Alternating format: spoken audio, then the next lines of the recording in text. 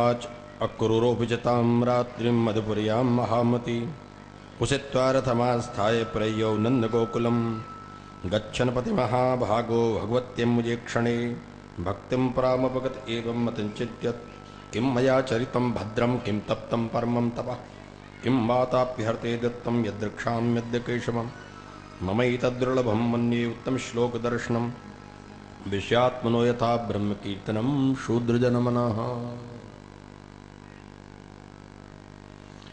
कंस ये विचार करके थक गया कि अंततो गत्वा कृष्ण मरेगा कैसे।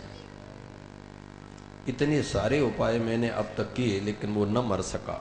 पूतना को, बकासुर को, अघासुर को, शक्टासुर को, तृणावर्त को, प्रलंबासुर को, सारे के सारे राक्षसों को भेजा मेरे मित्रों को, पर वे सभी मृत्यु को प्राप्त हो गए।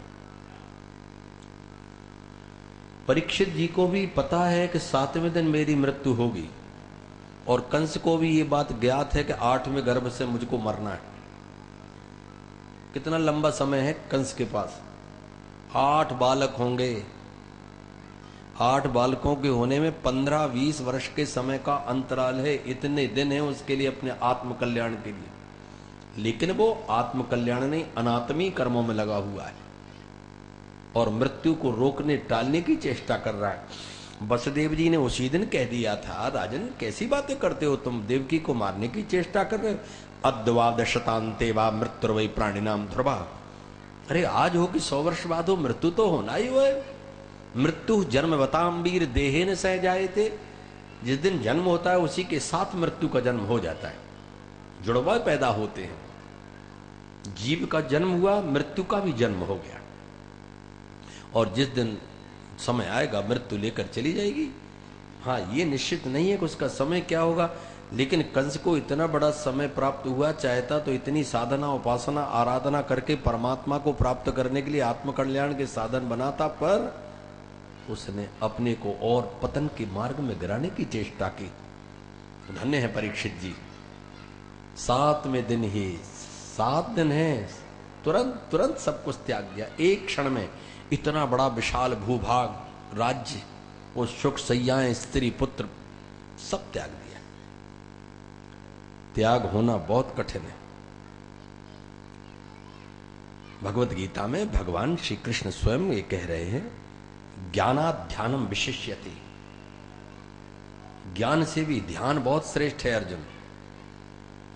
ज्ञानी केवल जानता है, पर ध्यान वाला उस तत्व में अभिनिविष्ट हो जाता है, वो निरंतर ध्यान कर रहा है। पर फिर कहा कि नहीं, ध्यान तक ही मत रह जाना, इससे भी बड़ा है त्याग। त्यागात् शांतिरनंतरम।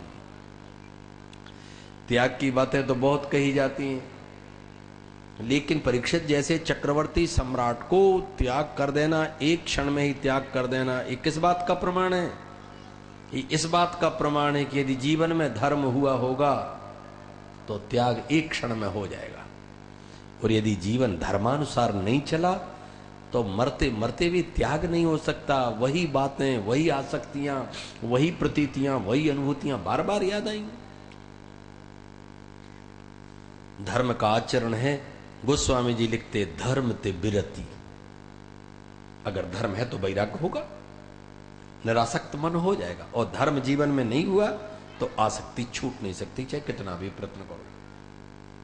इसलिए मैं बार बार ये बात कहता हूं कि धर्म वह भित्ति है जहां खड़े होकर परमात्मा से मिला जा सकता है, पहुंचा जा सकता है। श्री परीक्षित जी कथा श्रवण करने के पश्चात उनको अपने देह, चारों पुत्र उनके कथा सुनने बैठे, वो पुत्रों की ओर देख ही नहीं रहे, पुत्रों की ओर नहीं देखा। मुझे पता ही नहीं है तुम मेरे पुत्र हो कि कौन हो, अब तो मुझे मेरा अभीष्ट दिखाई दे रहा है। जन हमारे वंश के कृपा करने वाले परात्पर पर ब्रह्म परमात्मा सच्चिदानंद घन भगवान श्री कृष्ण ने कृपा की है। अब भी केवल कृपा मूर्ति कृष्ण के अलावा मेरी दृष्टि में कुछ नहीं रहा। सुखदेव जी ने कहा, मैंने तुझे इतनी कथा सुनाई, अब तुझे कैसा लग रहा है? अब वो क्षण आ चुका है जिसमें तुझे सर्प काटेगा। परीक्षित जी ने कहा, भगवान अब तो मैं इतना गदगद, इतना आनंदित हो रहा हूं कि एक सर्प नहीं, करोड़ सर्प आवें और मुझे काटें, मैं उनका अभिनंदन करूंगा, बचने की चेष्टा नहीं करता। लेकिन वे बेचारे मेरा क्या कर लेंगे?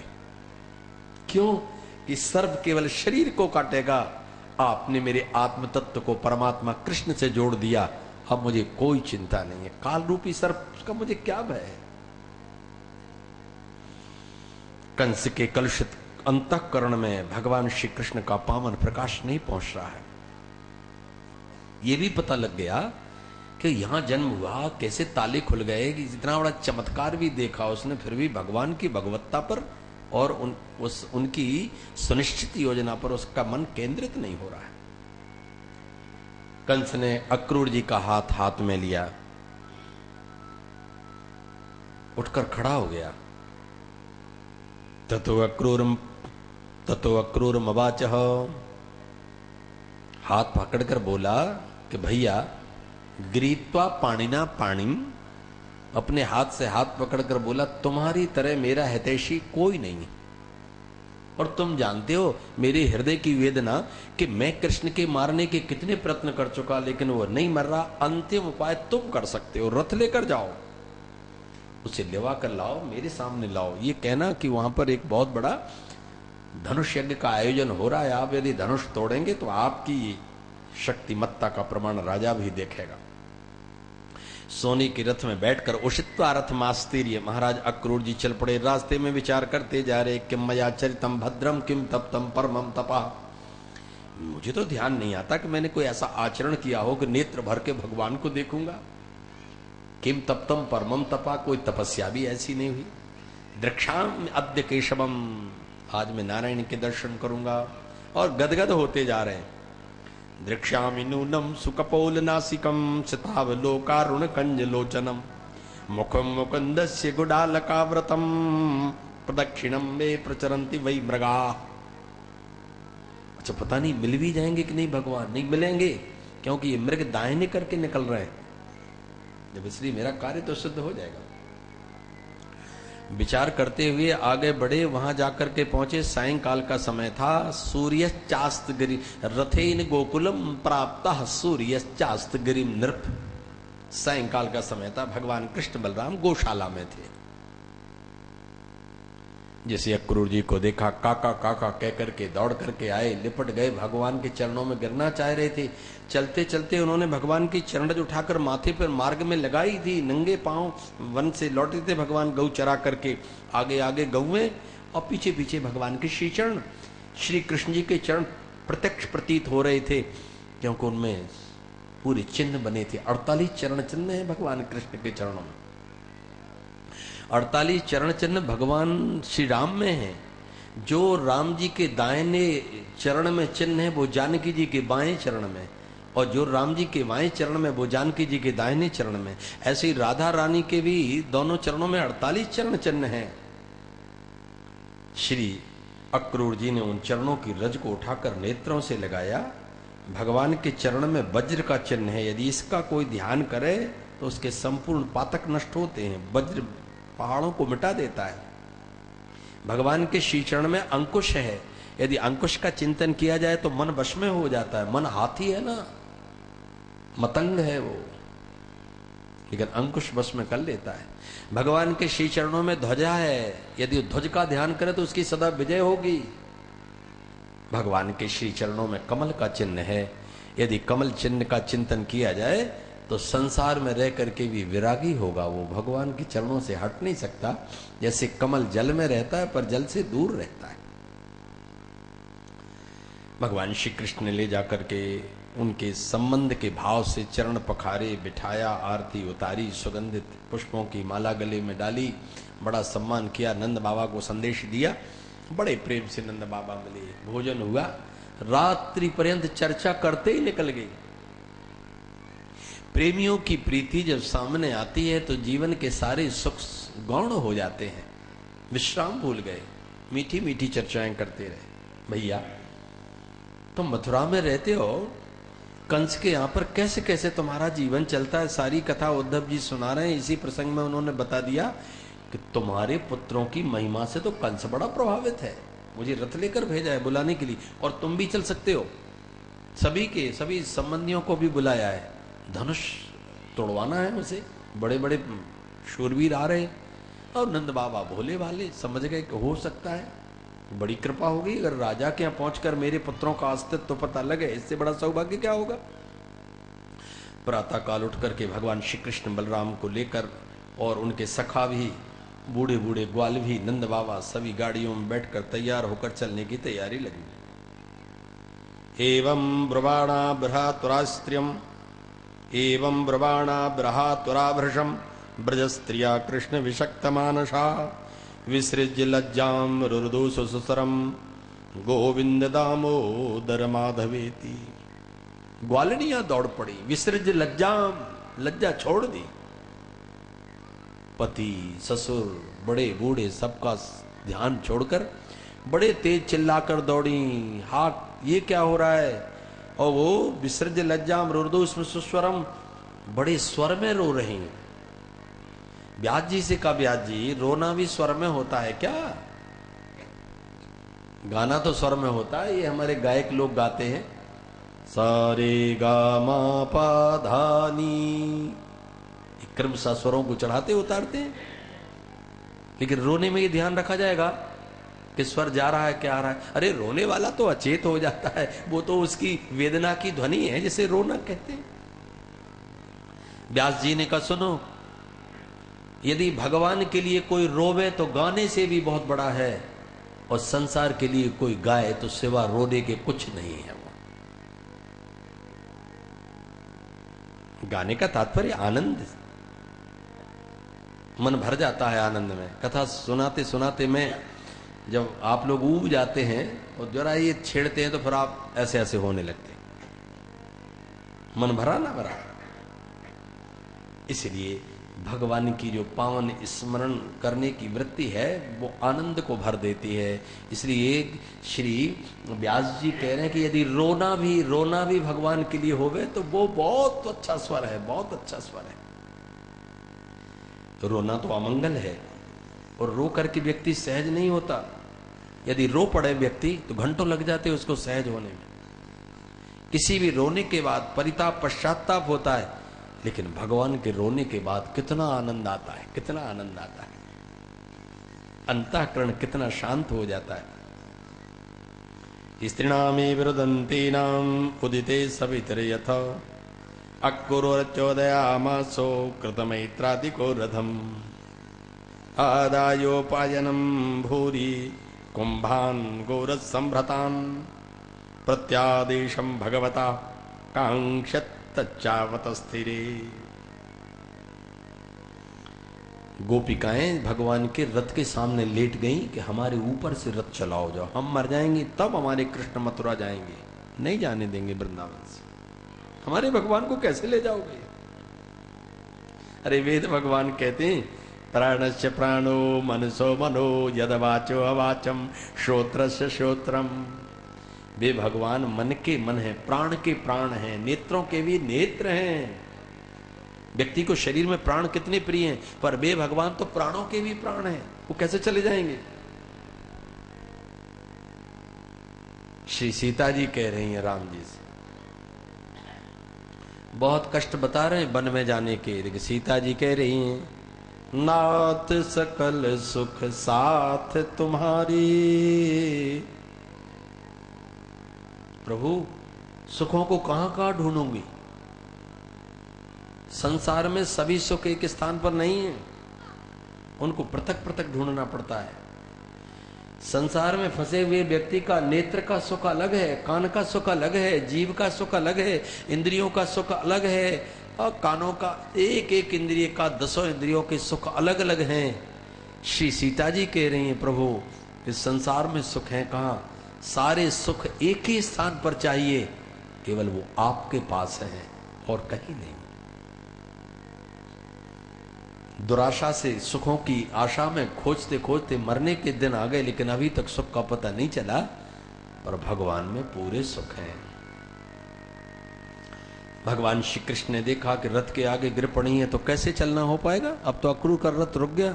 अक्रूर को भी अब शब्द कहने लगी, अरे पापी, तेरा नाम अक्रूर किसने रखा है? तू तो महाक्रूर है, जो कृष्ण से भी हमको विमुख करा रहा है। भगवान उतर करके नीचे आए, गोपियां दौड़ पड़ी कि कृष्ण उतर गए, अब नहीं जाएंगे नहीं जाएंगे। लेकिन कृष्ण अब की बार अब दूसरी अवस्था में दिखाई दिए, उनके नेत्रों में आंसू आ गए भगवान के। गोपिका घबरा गई। 11 वर्ष की आयु हो गई भगवान कृष्ण की, अभी तक कृष्ण जी के नेत्र में आंसू नहीं देखा। नेत्रों में आंसू देखा तो गोपियां सहम गईं और वहीं के वहीं ठिठक गईं। तो ये रो क्यों रहे हैं? तो जाने के लिए हमारा वियोग? नहीं, हम सब कुछ सहन कर सकती हैं, पर इनके नेत्र में आंसू नहीं देख सकती। भगवान श्री कृष्ण ने कहा, आंख का आंसू पहुंचकर कहा, पहली बार तो उनके नेत्र में आंसू आया। और ग्वालिनियों से एक बात कही, ग्वालिनियों, मैं तुम्हारे ऋण से कभी उऋण नहीं हो सकता। एक वाक्य कहा, रोकर के गोपिकाएं पूरी की पूरी लौट गई। हम वियोग भी सहन करेंगी, लेकिन हम आपके नेत्र में आंसू देखना सहन नहीं कर सकते। कितनी बड़ी विवशता होगी आपके जीवन की कि आप हमको त्याग करके इतने दुख में जा रहे हैं। रो पड़े आप। यदि हमारा दुख आपको सही नहीं तो हम जाते। भगवान रथ में बैठकर चल पड़े। मार्ग में यद्यपि प्रातःकाल स्नान करने का वर्णन लिखा है भागवतकार ने, पर फिर भी जब यमुना जी में आए तो अक्रूर जी स्नान करने के लिए अंदर गए तो उन्होंने वहां भगवान का चतुर्भुज स्वरूप का दर्शन किया। नरनारायण के दर्शन हुए उनको वहां। जब वो नदी से बाहर निकल करके आए यमुना जी से, तो पूछा भगवान ने कि बाबा काका, आपने जल के अंदर कुछ देख लिया? अरे कहा, क्या बता मैं, कृष्ण तुम्हारे सिवा कुछ है कहां? चाहे जल में देखें चाहे थल में देखें, सभी जगह तुम ही तुम हो। एक कृपा की भगवान ने, अपने वास्तविक स्वरूप का बोध करा दिया अक्रूर जी के लिए। वहां जाकर के उतर पड़े भगवान। अभी गए नहीं, वो विश्राम घाट जहां यमुना जी में बनाए वहीं भगवान रुके। अभी नहीं, कल धनुष यज्ञ हम कल ही आएंगे, आज जाने की आवश्यकता क्या है? अक्रूर जी ने रथ लौटाकर संदेश दे दिया और कह दिया कि भगवान आ चुके। श्याम सुंदर श्री कृष्ण जब नंद बाबा ने वो दोपहर के समय का भोजन निकाला और यशोदा मैया के हाथ का भोजन देखा, रो पड़े कृष्ण। मां, तेरे हाथ के भोजन आज तेरे बिना कर रहा हूं। उनकी भाव विह्वलता देखकर नंद बाबा भी घबरा गए। लाला, कुछ खाते नहीं हो, रो क्यों रहे हो? मुझे मां की याद आ रही है। कैसे खाऊंगा अब मैं? कौन खिलाएगा? उतने स्नेह से, उतने भाव से अब कोई खिलाने वाला ही नहीं। भोजन में भाव की मुख्यता होती है। भोजन से किसी की भूख नहीं मिटती, प्रीति से भोजन में स्वाद आता है। भगवान कृष्ण थोड़ी देर में समाधान हुए, लेकिन अपराह्न में उनका मन हुआ कि चलो नगर भ्रमण करें। हमें बलराम जी को लेकर साथ चले।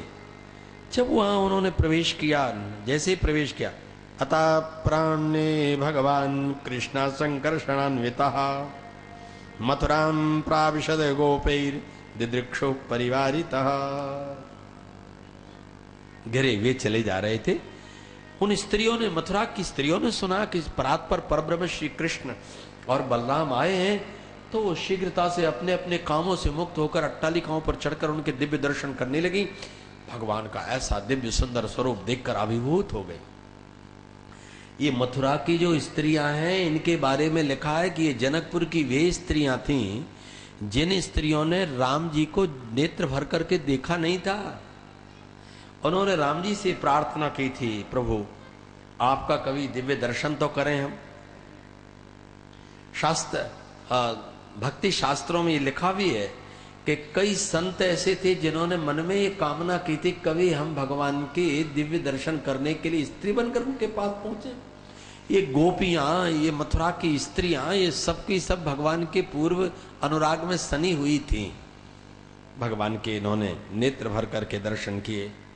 रजकम कंचिदयायान्तम रंगकारम गदाग्रजः दृष्ट्वा याचदवाशांसी धौत्यान्योत्तमानि च। पीछे पीछे धोबी चल रहे थे, आगे आगे धोबियों का सरदार जा रहा था। उससे भगवान श्री कृष्ण ने कहा कि भाई हम तुम्हारे राजा के मेहमान हैं, पर हमें कुछ अच्छे अच्छे वस्त्र चाहिए, हमारे मित्रों के पास कुछ वस्त्रों की कमी पड़ रही है। तो उन्होंने कहा क्यों रे मूर्खो जंगलियो, तुमने जानवर चराए, तुम कुछ जानते भी हो? राज द्रव्याण मभीक्षत, राजा के द्रव्य की कामना करने वाले तुम्हारी मृत्यु तो नहीं मंडरा रही है। भगवान ने कहा, मन में सोचा, मुस्कुरा करके भगवान बोले कि हमारी मृत्यु तो नहीं, हमको लग रहा है मृत्यु तुम्हारी नाच गई। हनुमान जी महाराज से रावण ने कहा कि तेरी मौत आ चुकी है, तू समझ क्या रहा है बंदर, तेरी बुद्धि और तेरा बल कितना है? हनुमान जी बोले कि राक्षसराज मृत्यु तो मेरी आ गई है, पर वो देख आपकी तरफ रही है, मेरी तरफ नहीं देख रही है। और मृत्यु जहां देखती वहां मरता है व्यक्ति, ऐसे तो वो सभी जगह घूमती रहती है। मृत्यु निकट आई खल तो ही, लागे से अधम सिखावन मोही। उल्टा हो एक